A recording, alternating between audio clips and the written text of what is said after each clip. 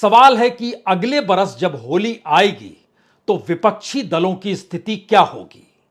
क्योंकि 2024 का चुनाव इस मायने में बहुत महत्वपूर्ण है कि अगर 2024 से पहले की परिस्थितियों में विपक्ष इस देश में खत्म होते लोकतंत्र को देख रहा है और यह मानकर चल रहा है कि दरअसल चुनाव अब वोटरों के आश्रय नहीं बल्कि सरकार के आश्रय जीते जाते हैं और इस देश की तमाम एजेंसियां जो हैं वो सरकार के लिए ही काम करती है, तो फिर अगले एक बरस में इस देश में क्या क्या होने वाला है। क्योंकि 2024 का चुनाव अगर विपक्ष के लिए जीवन मरण का सवाल है तो बीजेपी के लिए भी यह शायद अस्तित्व का सवाल है। क्योंकि एक क्षण के लिए कल्पना कीजिए 2024 में सत्ता पलट गई तो बीजेपी का क्या होगा, आरएसएस का क्या होगा, उन कॉरपोरेट्स का क्या होगा जो सत्ता के साथ खड़े हैं। राजनीतिक तौर पर ये सभी राजनीतिक मुद्दा इस देश के भीतर में बन चुके हैं और विपक्ष के हाथ में जब सत्ता आएगी तो वो लगाम किसकी कैसे खींचेगी यह कोई नहीं जानता है। और अभी जैसे सत्ता विपक्ष की लगाम खींच रही है उसमें 2024 के बाद कौन से हालात होंगे कोई नहीं जानता है। तो 2024 से पहले ही सारा खेल होना है और लंबी फहरिस्त है इस देश के भीतर में पॉलिटिकल पार्टीज की। कौन से राजनीतिक दल अगली होली एक दूसरे को बधाई देते हुए खेलने की स्थिति में रहेंगे या कईयों की गिरफ्तारी हो गई होगी, कई जेल में होंगे, कईयों के खिलाफ इस दौर में चार्जशीट दाखिल हो चली होगी, किसकी कौन सी स्थिति होगी। क्योंकि किसी भी राजनीतिक दल के लिए उस पार्टी को चलाने के लिए पैसे की जरूरत होती है और अगर 2019 के बाद की परिस्थितियों को देखें तो इस देश में बहुत सारे ऐसे राजनीतिक दल हैं जिनकी फंडिंग जीरो रही। यहां तक कि क्षेत्रीय नहीं बल्कि राष्ट्रीय पॉलिटिकल पार्टी ने भी जब इनकम टैक्स के दस्तावेजों को भरा तो उसमें पॉलिटिकल फंडिंग जीरो दिखा दी। कोई भी पार्टी बिना संगठन के चलती नहीं और संगठन के लिए पैसा चाहिए। वहां पर झंडा बैनर चाहिए, एक दफ्तर चलाने वाला चाहिए और उसके आगे अगर राष्ट्रीय पार्टी है तो समूचे देश के लिए एक बजट चाहिए। तो क्या भारत की राजनीति धीरे धीरे 2024 तक ऐसी परिस्थिति में लाकर खड़ा हो रही है जहां पर अब वैसे राजनीतिक दल खत्म हो जाएंगे जो होली भी अगले बरस मना नहीं सके? आप कहेंगे ऐसा होता नहीं है। जनता के बीच शिरकत करेंगे, नेता खड़े होंगे तो इस देश के भीतर में जिस भी नेता की राजनीतिक पकड़ है या वह चुनाव जीत सकता है उनकी तादाद कितनी है और अगर वो विपक्ष में है तो कब सत्ता के साथ खड़े होंगे या उनकी अपनी राजनीतिक दल की स्थिति कितनी खस्ता है, जरा आज इसे समझने की जरूरत है। और इसके साथ यह भी समझिए अगर एक तरफ पॉलिटिकल फंडिंग बंद, दूसरी तरफ गिरफ्तारी की तलवार लगातार लटक रही है और इन परिस्थितियों में चर्चा यह होने लगे कि अगले बरस किस राजनीतिक दल के किस नेता की होली घर में मनेगी, पार्टी दफ्तर में मनेगी, जेल में मनेगी, हिरासत में मनेगी या कहां मनेगी। और अगला सवाल, अगर वो चुनाव जीतने की स्थिति में नहीं तो इस देश के भीतर में कितने राजनीतिक दल हैं जिनके पास आज की तारीख में संगठन को चलाने का भी पैसा नहीं है और जो जुड़े हुए हैं ऐसे राजनीतिक दलों से जिनकी पहचान एक वक्त बड़ी थी, आज की तारीख में हारते हुए नाव पर वह खुद को सवार मानते हैं, लेकिन उनकी मजबूरी और जरूरत और उनकी पहचान अगर उन राजनीतिक दलों से जुड़ी हुई है तो उसके पास कोई दूसरा विकल्प इस दौर में बच नहीं पा रहा है। वो क्या करेगा? हमें लगता है एक एक करके आज हर कच्चे चिट्ठे को समझने की कोशिश कीजिएगा और इसकी बारीकी को समझिए कि भारत की राजनीति एक ऐसी दिशा में धीरे धीरे जा रही है जहां पर बड़ी तादाद में जो पॉलिटिकल पार्टीज नजर आती थी और वह अपनी मौजूदगी के सहारे अपने संगठन को चलाती थी और संगठन के आश्रय राजनीति में हस्तक्षेप करती थी, अब उनकी जरूरत शायद भारत की राजनीतिक व्यवस्था को नई राजनीतिक व्यवस्था के तहत नहीं होगी क्या? यह सवाल इसलिए भी हो सकता है क्योंकि पहले सीबीआई गिरफ्तार करती है और फिर इकोनॉमिक ऑफेंस के तहत ईडी उसको पकड़ लेती है। ये आरोप दर आरोप इस देश के भीतर लगते चले जा रहे हैं कि बीजेपी में शामिल हो जाइए तो बच जाइएगा। हम एक दूसरी स्थिति आपके सामने रखते हैं। इस देश के भीतर में ईडी जो अलग अलग केस करती है, उसने जिन केसेस को किया है उसमें फॉगेटिव इकोनॉमिक ऑफेंडर्स भी हैं। उस एक्ट के तहत कितनों की गिरफ्तारी हुई, कितने लोग टारगेट हैं, यानी जो इकोनॉमिक ऑफेंस करके इस देश को छोड़कर चले गए। किसी भी बैंक वाले से पूछिएगा तो बता देगा कि हमारा इतना कर्ज लेकर यह देश छोड़कर भाग चुके हैं, लेकिन वह इकोनॉमिक ऑफेंडर नहीं है। इस देश के भीतर में पॉलिटिकल पार्टीज जब कहती है तो एक सिस्टम को भी समझिए। सिस्टम ऐसा बन चुका है इस देश के भीतर में जिसमें कौन क्रिमिनल है और कौन ठीक है, किसकी फाइल पर तेजी से कार्रवाई होनी है, किसे ठंडे बस्ते में डालना है, यह राजनीतिक सत्ता तय करती है और उस सत्ता को जनता चुनती है। जनता के चुनने के दौरान राजनीतिक व्यवस्था जो इससे पहले नजर आती थी वो गायब हो चली है। जैसा राहुल गांधी ने विदेश में जिक्र किया, 2004 में जब राजनीति में आए तो लगा यही कि सबके लिए एक बराबर फील्ड है, हर किसी को राजनीति में जाना है तो फिर जनता के पास जाए, वोट मांगे। लेकिन नई परिस्थितियों में हर परिस्थिति बंधक बना ली गई राजनीतिक तौर पर। उस दिशा में अभी थोड़ी देर के लिए ना जाइए। देश के भीतर होली के माहौल में अगले बरस की होली तक की परिस्थितियों का जिक्र जरा कर देते हैं। फॉगेटिव इकोनॉमिक ऑफेंडर्स के तहत सरकार का आंकड़ा बताता है कि लगभग इसमें 14 लोगों का जिक्र है। उन 14 में से जो डिक्लेयर किए गए वो 9 ही लोग हैं। आप कहेंगे 9 ही है, हम तुरंत बता देते हैं, माल्या भी है, नीरव मोदी भी है, मेहुल चौकसी भी है, अलग अलग नाम लेना शुरू कर दीजिए, उसमें आपके झटके में नाम आ जाएंगे। फिर कहेंगे बैंकों की लिस्ट देख लीजिए, कितने इकोनॉमिक ऑफेंड करके भाग गए, आप उसका जिक्र क्यों नहीं करते हैं। लेकिन इससे ज्यादा महत्वपूर्ण है कि जो अमाउंट की जानकारी दी गई जिन प्रॉपर्टीज की, उसकी कुल संख्या बताई गई 433 करोड़।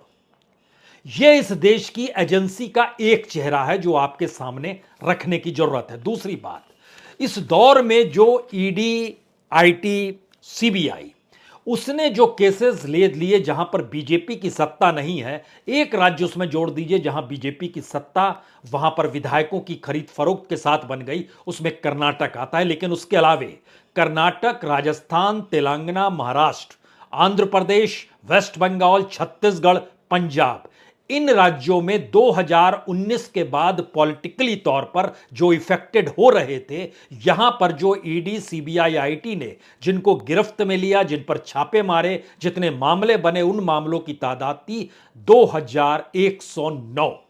2022 के मार्च तक का यह आंकड़ा हम आपको बतला रहे हैं। इसमें से 417 सीधे सीधे पॉलिटिकल नेताओं को इफेक्ट कर रहे थे। 1290 मामले सीधे सीधे राजनीतिक दलों की मदद करने वालों के साथ जुड़े थे, और इन मदद करने वालों के साथ जो उसके निचले स्तर पर लोग आते हैं उनकी संख्या थी 402। यानी कुल मिलाइएगा तो ये 2109 मामले पॉलिटिकली तौर पर 2019 के जीतने के बाद सीबीआई, आईटी और ईडी की कार्रवाई के तहत दायरे में लिए गए। 2022 के साल में और अभी तक की परिस्थिति में 1640 मामले हैं।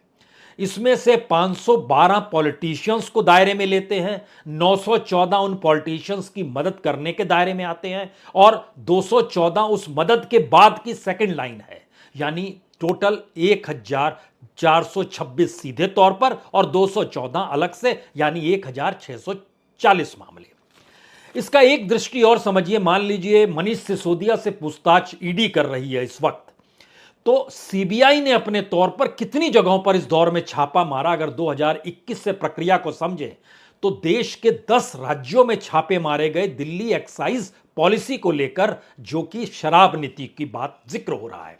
दिल्ली में छापा पड़ा, हरियाणा में पड़ा, उत्तर प्रदेश में पड़ा, तेलंगाना में पड़ा, आंध्र में पड़ा, पंजाब में पड़ा, कर्नाटक में पड़ा, बंगाल में पड़ा, राजस्थान में पड़ा, केरल में पड़ा।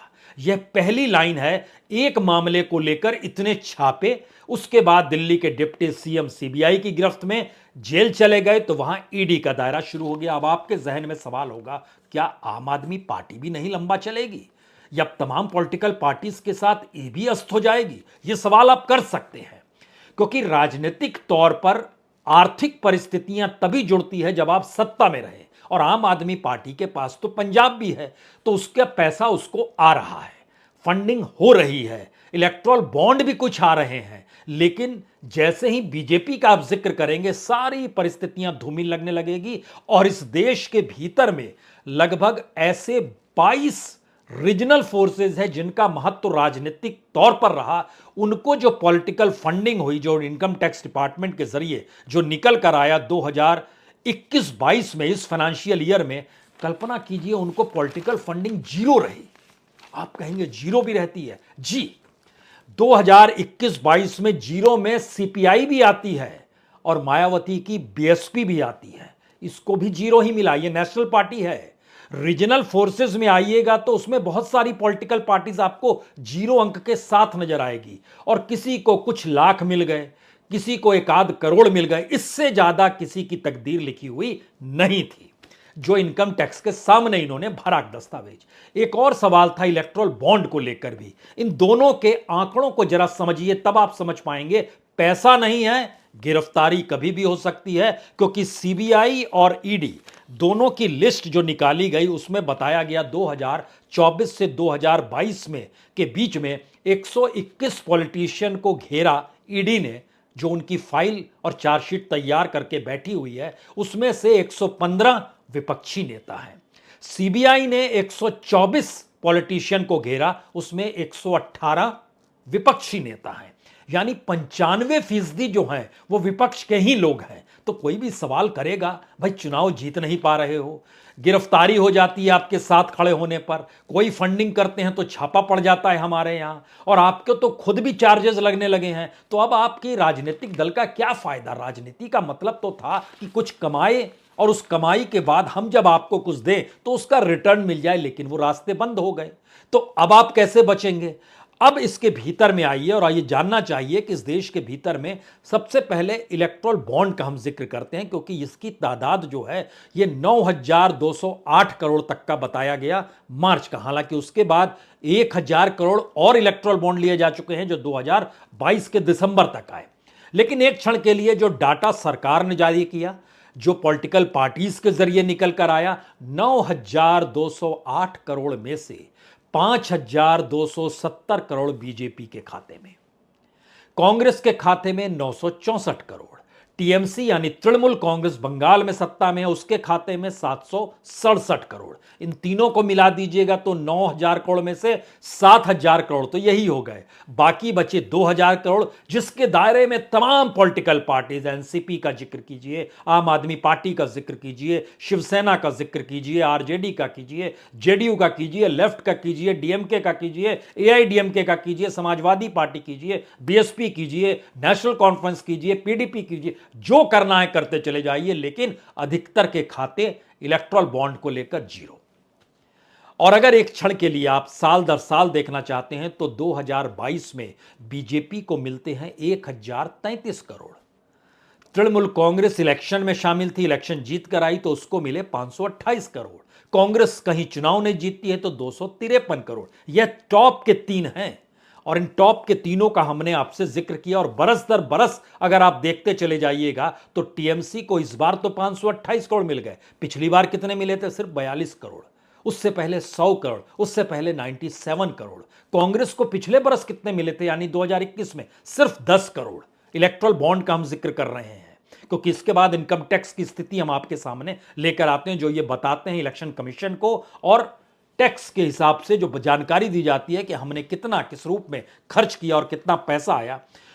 बीजेपी ने 2021-22 को लेकर जो भरा, यानी 22 के मार्च तक की यह स्थिति, अब तो 23 का इनकम टैक्स अब भरा जाएगा तो जानकारी उसके बाद आएगी। बीजेपी कहती है 614 करोड़ 92 लाख रुपए हमारे पास जो पॉलिटिकल फंडिंग हुई और जो पैसा आया वो बीजेपी ने इतना बताया। इसके बाद सोचिए 614 करोड़ 52 लाख रुपए बीजेपी बता रही है, कांग्रेस कितना बता रही है जो दूसरे नंबर की पार्टी है? 95 करोड़। टीएमसी तीसरे नंबर पर है? जी नहीं, एनसीपी तीसरे नंबर पर है, यहां पर उसने बताया 57 करोड़। और चौथे नंबर पर आती है टीएमसी जिसने बताया 43 लाख। अब आप समझना शुरू कीजिए ये लाख का किस्सा और स्थिति जो बिगड़ती है करोड़ के किस्से में, उसमें किस पॉलिटिकल पार्टी को कितना पैसा मिल रहा होगा। समाजवादी पार्टी उत्तर प्रदेश में 33 करोड़ दिखाती है, जनता दल यूनाइटेड यह भी लगभग 33 करोड़ दिखलाती है, आम आदमी पार्टी लगभग 38 करोड़ दिखाती है। टीडीपी का एक वक्त सोचिए क्या वर्धस्त हुआ करता था, उसके पास पैसे आते हैं साल भर में 62 लाख। झारखंड मुक्ति मोर्चा के पास आते हैं 1 लाख, उससे ज्यादा तो आंसू के पास आ जाते हैं जो बीजेपी के साथ खड़ी है। अब आप कहिएगा स्टेट में है नहीं और बीजेपी के साथ खड़ी है, उसके पास 13 लाख आ जाते हैं। जनता दल सेकुलर के पास आते हैं 1 करोड़ रुपया। ऑल इंडिया मुस्लिम MIM उसके पास आते हैं लगभग 1 करोड़ 56 लाख। नेशनल कॉन्फ्रेंस 0 है, PDP 80,000 है, अकाली दल 13 करोड़ है। हम इस परिस्थिति का और आरजेडी का जिक्र भी करना चाहिए। आरजेडी ने 2021-22 के बारे में जानकारी नहीं दी है, लेकिन 20-21 में उसने कहा था 11 करोड़। वो सत्ता में आ गई थी तो 11 करोड़ फंडिंग हो गई। उसके ठीक पहले आइएगा तो 6 करोड़ था, उससे ठीक पहले के साल आइएगा तो 1 करोड़ 18 लाख था, उससे पहले आइएगा तो 1 करोड़ 16 लाख था, उससे पहले यानी 2016-17 में आइएगा तो 79 लाख था। पैसा है नहीं, चार्जेस लगे हुए हैं ईडी और सीबीआई के। राजनीतिक तौर पर आपको कैसे खड़ा होना है आप नहीं जानते हैं, और इन सब के बीच राजनीति सबको हड़पने को तैयार है। अब यहां पर एक फार्मूला काम करता है जो बीजेपी का फार्मूला है और तमाम विपक्ष को खत्म करने की स्थिति में क्यों आ गया है। 5-6 फार्मूले काम करते हैं, उसमें एक फार्मूला तो सबने बतला दिया कि दरअसल केंद्रीय सरकार जो है वो जांच एजेंसी जो सेंट्रल की है वो सीबीआई, ईडी, आईटी है, उसका इस्तेमाल करती है, आप जान गए। उत्तर प्रदेश में मिट्टी में मिला दूंगा कि नीति आ गई, बुलडोजर चलने लगा, यानी कानून धरा का धरा रह गया, नई परिस्थिति निकल कर आ गई। असम FIR लॉन्च कीजिए, पुलिस भेजिए, किसी को भी यहां पकड़कर ले आइए। यह अपने अपने तरीके की नई नई परिभाषाएं थी। कर्नाटक में 40% कमीशन है हर चीज को लेकर। नेता के घर से करोड़ों रुपए पकड़ में आते हैं और वहां जाकर बीजेपी के बड़े नेता कहते हैं हम करप्ट नहीं है, दूसरे करप्ट है। सब कुछ आंखों के सामने है, लेकिन फार्मूले क्लियर हैं। महाराष्ट्र का प्रयोग, उसमें एकनाथ सिल्वे को शिवसेना ही सौंप दी गई, यानी 54 में से 40-50 सांसद अगर एक तरफ भी चले जाएं तो क्या सांसदों को पूरी पार्टी दी जा सकती है? गजब की परिस्थिति है इस दौर में, जो अलग अलग फार्मूले, और इसमें विधायकों की खरीद फरोख्त के लिए मध्य प्रदेश का जिक्र कीजिए, कर्नाटक का जिक्र कीजिए, गोवा का जिक्र कीजिए, उत्तराखंड का जिक्र कीजिए, कई राज्यों का आप जिक्र कर लीजिए। यानी फार्मूला एक तरफ ऐसा है कि अगर डेमोक्रेसी नहीं और तानाशाही के मिजाज में यह देश चल पड़ा है और ये अगर 2024 में और ताकत से जीतते हैं तो मैसेज क्या है? इस तानाशाही को लोग पसंद करते हैं, और जो तमाम विपक्ष की कतार में खड़े हुए नेता हो या पॉलिटिकल पार्टी हो, उनके प्रति किसी को मोह माया नहीं है।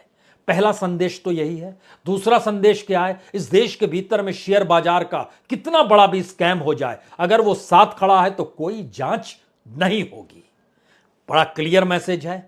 अगर इस देश के भीतर में कोई पॉलिटिकल थ्रेट के तौर पर है तो उसके खिलाफ मामले बने या उसकी पॉलिटिकल तौर पे पूछताछ की शुरुआत हो और राजनीतिक तौर पर उसका प्रभाव कैसे कम किया जाए और इंटरप्रिटेशन मीडिया कैसे बनाए, इस दिशा का एक फार्मूला काम करता है। और अगर सरकार भी दूसरे की बन जाए तो उस फार्मूले में भी सरकार को खरीदने की स्थिति भी है। ये सारे फार्मूले तो चल रहे हैं, लेकिन 2024 के बाद भी ऐसा होगा क्या? लगता नहीं है ऐसा होगा, क्योंकि 2024 इसलिए एक बेहतरीन साल है भारत की डेमोक्रेसी के लिए, या जिस डेमोक्रेसी को तानाशाही या ऑटोक्रेसी कहने से विपक्ष घबरा नहीं रहा है और कतरा नहीं रहा है, और पत्र भी अब लिख रहा है क्योंकि वो समझ चुका है 2024 में अगर हारे तो 2029 देख पाना मुश्किल है।